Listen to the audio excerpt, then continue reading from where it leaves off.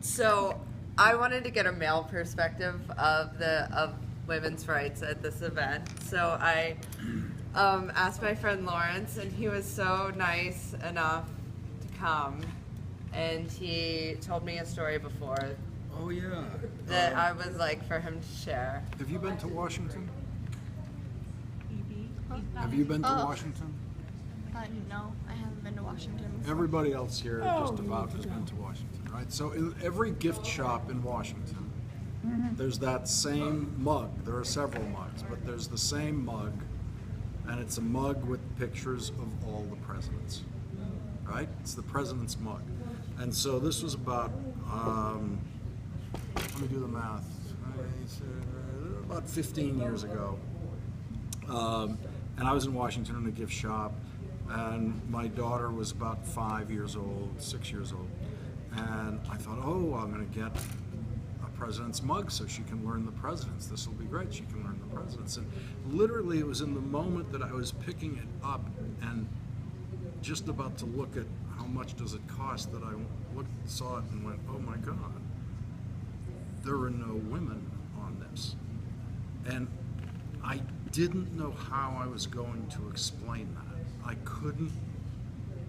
I thought, should I get this? Because this is not just learning the names of these presidents. This is a whole other lesson that's more complex, that's painful, and I don't know if I'm ready to teach that lesson. I don't know if I know how to teach that lesson. The enormity of the explanation of why there are no women on this. What did you end up saying? Not much, because my approach to it was my approach in general was to wait for questions.